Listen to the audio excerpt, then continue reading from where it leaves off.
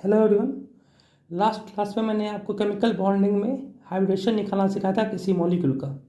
आज हम देखेंगे जब हमारा सराउंडिंग एटम हाइड्रोजन हो तब हम कैसे किसी मॉलिक्यूल का हाइब्रिडाइजेशन और उसका लोन पेयर हम निकालेंगे। तो इस केस में हम ये वाला फॉर्मूला नहीं लगाएंगे जो कि हमने लास्ट क्लास में लगाया था।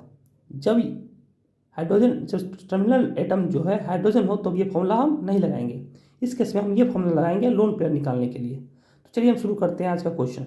यहाँ पे देखिए, अगर यहाँ पे मीथेन हो, यहाँ पे आपसे पूछे कार्बन का लोन पेयर कितना है और इसका हाइब्रिडेशन क्या, तो कैसे निकालिएगा। सबसे पहली बात यहाँ पे हम इसका लोन पेयर निकाले। M equal to valence electron on carbon atom कितना होता है, 4 होता है, और नंबर ऑफ हाइड्रोजन कितना है, 4 है, बाई 2 कर दीजिए तो 0 हो गया। यहाँ पे लोन पेयर कितना आ गया, 0 हो गया। इसका हाइब्रिडेशन क्या हो जाएगा, AB4L0। यहाँ सराउंडिंग एटम 4 है ना, तो AB4L0, तो sp3 हाइब्रिडेशन हो गया इसका। ये वाला केस मैंने AB4L0 ये सब मैंने लास्ट क्लास आपको पहले ही सिखा चुका हूँ, तो कोई दिक्कत की बात यहाँ पे नहीं है। तो स्टार्ट, चलिए चलते हैं ना NH4 प्लस के केस में। यहाँ भी आपको पूछ रहे नाइट्रोजन पे का लोन पेयर कितना है, इसका हाइब्रिडेशन क्या है, तो कैसे निकालिएगा। इस केस में भी देखते हैं। पहले लोन पेयर हम निकालते हैं। M equal to valence electron कितना है नाइट्रोजन का, 5 होता है, और हाइड्रोजन कितना है, 4 है, और प्लस चार्ज है यहाँ पे, तो मतलब एक यहाँ पे क्या आ गया, लॉस हो गया एक इलेक्ट्रॉन का, तो -1/2, तो यहाँ पे 0 आ गया। यहाँ पे लोन पेयर कितना आ गया, 0 आ गया। हाइब्रिडेशन क्या हो गया, AB4L0। इसके से भी टेट्राहेड्रल आ गया इसका हाइब्रिडेशन। अब देखते हैं हम वाटर के केस में। तो इस केस में पहले हम लोन पेयर निकालेंगे।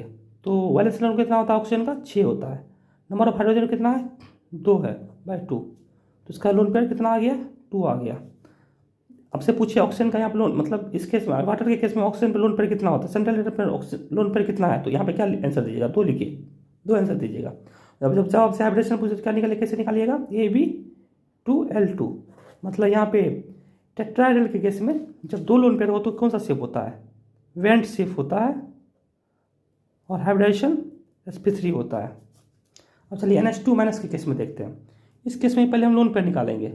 तो नाइट्रोजन का कितना होता है, इलेक्ट्रॉन 5 होता है, हाइड्रोजन कितना है, 2 है, एक इलेक्ट्रॉन यहाँ पे क्या हो रहा है, गेन हो रहा है, तो +1/2, 6/2 यहाँ पे लोन पेयर कितना आ गया, 2 आ गया। इसका हाइब्रिडेशन क्या हो जाएगा, AB2L2। इसके से भी शेप का क्या हो गया, बेंट शेप आ गया, और स्ट्रक्चर हाइब्रिडेशन sp3 आ गया। बस यही है, कुछ नहीं करना। यहाँ से जैसे इस क्वेश्चन में पूछ दे नाइट्रोजन पे लोन पेयर कितना है, तो लोन पेयर कितना आ गया, 2 आ गया। इसका हाइब्रिडेशन कितना है, तो sp2 आ गया, और शेप क्या है, वेंट शेप है, वी शेप है।